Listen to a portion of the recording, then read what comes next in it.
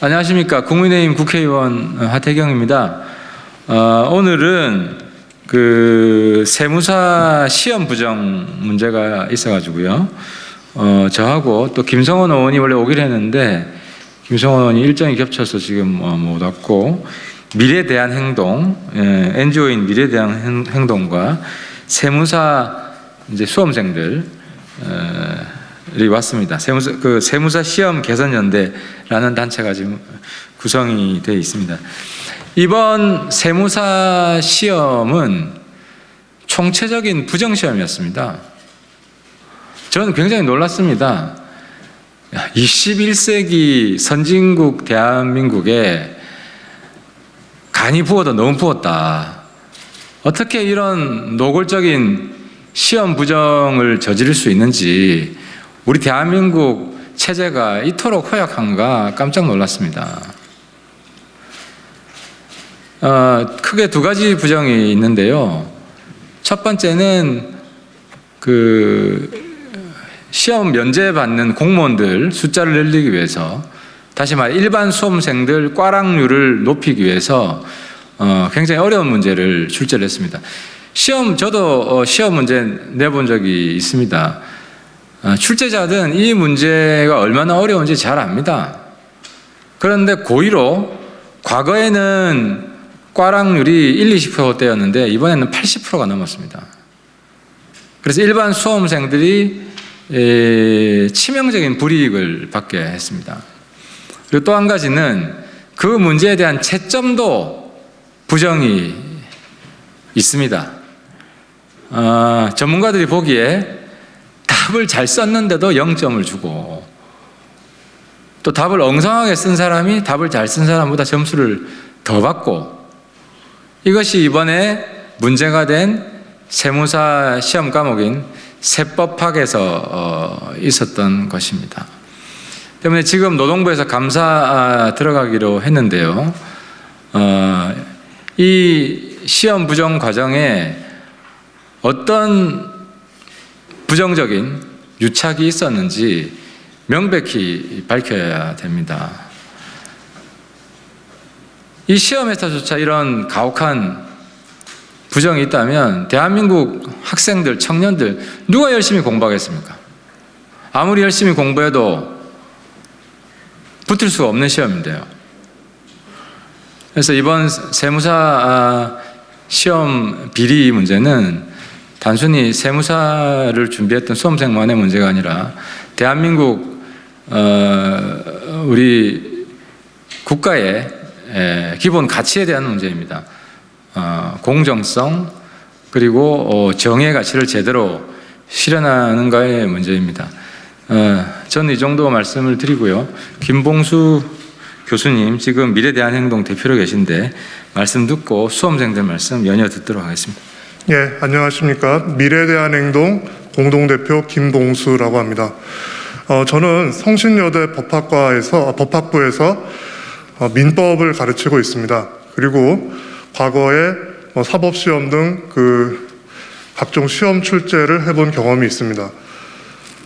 그런데 이와 같이 특정 과목에서 수험생의 82%가 과락을 받는다는 것은 저는 한 번도 들어본 적이 없습니다. 그리고 제가 그 시험 출제를 들어갔을 때 그 출제 기관에서는 과락은 어느 정도를 넘지 않게 해달라. 그리고 또 고득점 몇 퍼센트, 중위권 몇 퍼센트 대략적인 가이드를 보통 줍니다. 그렇게 해야지만 과목 간의 형평성도 유지되고 또 채점 위원들이 여러 명인 경우에도 이 공평성이 유지되는 것입니다. 그래서 저는 이번 시험에 특정 과목의 과락이 82%다라는 것은 도무지 납득할 수가 없었습니다. 이거는 정상적인 시험 운영이 아닙니다. 이것이 수능과 같이 객관식 시험이라 그러면 문제가 어려워서 학생들이 오답을 마크를 했으면은 당연히 점수가 안 좋을 수밖에 없겠죠. 그런데 이 시험은 객관식 시험이 아닙니다. 지금 2차 논술형 주관식 시험에서 지금 수험생들은 열심히 답을 썼습니다. 그리고 그 답이 전혀 터무니없는 것도 아니에요. 그런데 그런 정답지들을 82%를 과락을 시켰다. 이것은 누가 보더라도 뭔가 이상하다 이렇게 생각할 수밖에 없는 것입니다. 그리고 더 놀라운 것은 지금 세무사 시험은 일반 수험생은 4과목을 시험을 봐서 평균을 내고 세무 공무원들은 2과목만 시험을 봐서 평균을 냅니다. 그럼 세무 공무원들이 면제를 받는 과목에서 만약에 점수를 아주 낮게 주면은 당연히 세무 공무원들이 평균 점수에서도 유리하겠죠. 그런데 그것을 넘어서 아예 이렇게 과락자를 남발시킴으로 해서 결과적으로 세무 공무원들에게 엄청난 이득을 주게 된 것입니다.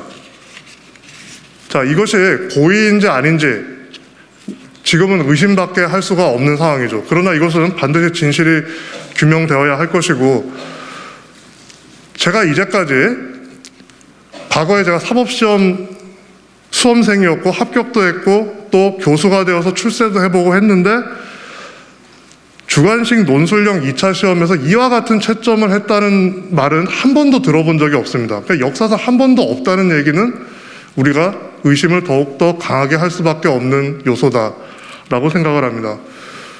지금 여러 가지로 대선 전국에서 이 문제가 관심을 조금 못 받고 있습니다만 이 문제는 우리 사회의 근본적인 문제입니다. 지금 열심히 지금 수험생들보다 열심히 살아가고 있는 사람이 얼마나 되겠습니까? 정말 이 수험생들은 정말 여름에 더울 때도 땀 흘려가면서 추울 때도 진짜 놀고 싶은 거 놀지 않고 사람 만나고 싶은 거 만나지 않고 오로지 공부만 열심히 해가지고 이 시험을 준비를 해왔습니다.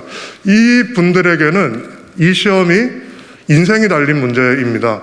그런 이 인생이 달린 문제에서 이런 식의 장난질을 친다는 것은 도저히 묵과할 수 없고, 이것이 그대로 넘어간다 그러면 우리 대한민국에 앞으로 희망이 없다고 생각을 합니다.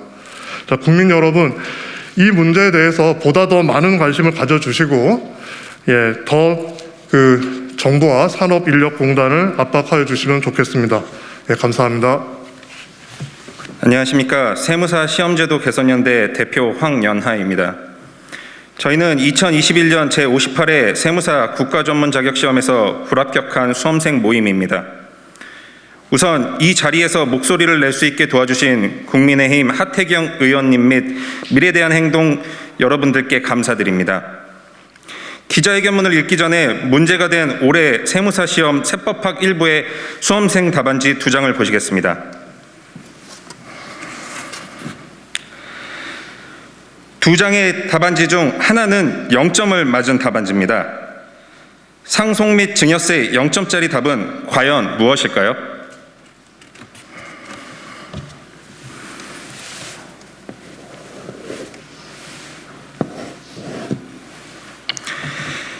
놀랍게도 길게 쓰고 법령도 정확하게 쓴 이 화면 왼쪽 답안지가 0점입니다.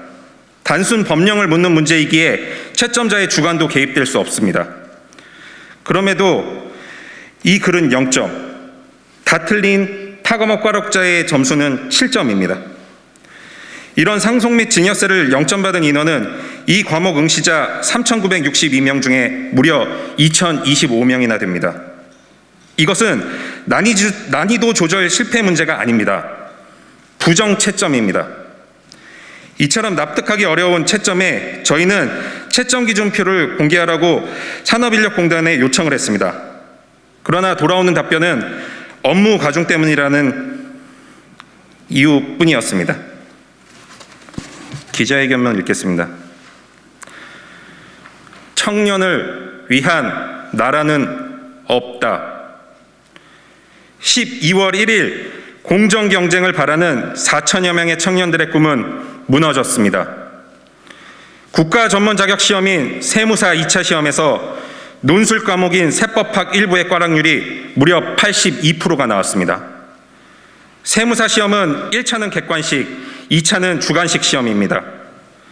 그런데 2차 논술형 과목의 20점짜리 한 문제에서 무려 절반이 넘는 수험생이 0점 처리되었으며 82%가 낙집점을 받아 나머지 과목에서 만점을 받아도 불합격하게 되는 어이없는 일이 벌어졌습니다.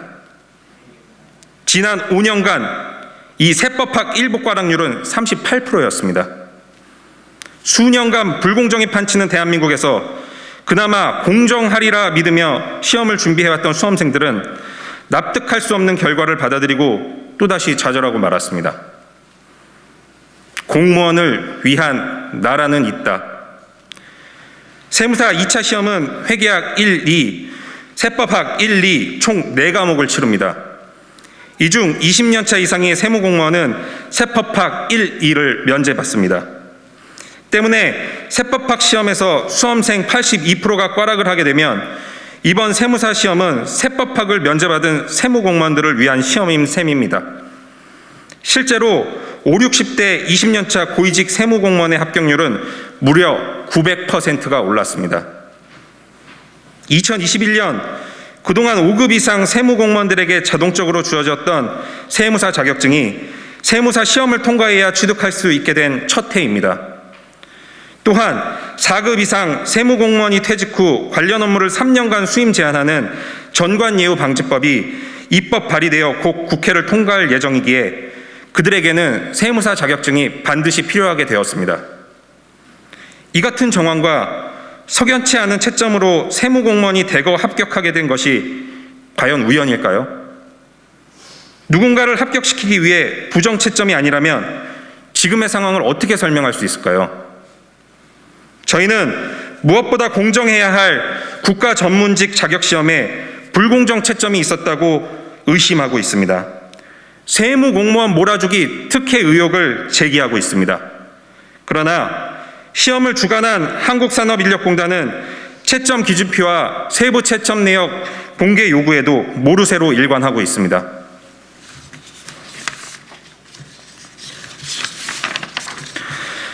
공정해야 할 전문직 국가고시의 공정성은 어디로 갔을까요? 과정은 공정하고 결과는 정의로울 것이라는 대통령님의 말은 도대체 누구에게 해당되는 걸까요? 자산시장의 불평등, 입시비리와 채용비리, 혹은 부동산 비리까지 이 사회에서 곳곳에 지뢰처럼 박혀있는 온갖 불평등 외에 이제 가장 공평해야 할 자격시험마저 비상식적인 채점으로 청년을 내몰고 있습니다. 청년의 미래는 나라의 미래입니다. 청년의 피와 땀을 헌신짝 취급하는 나라는 미래가 없습니다. 우리는 이번 세무사 시험과 관련해 다음과 같이 요구합니다. 첫째, 산업인력공단의 채점 기준표와 모범답안 공개를 촉구합니다.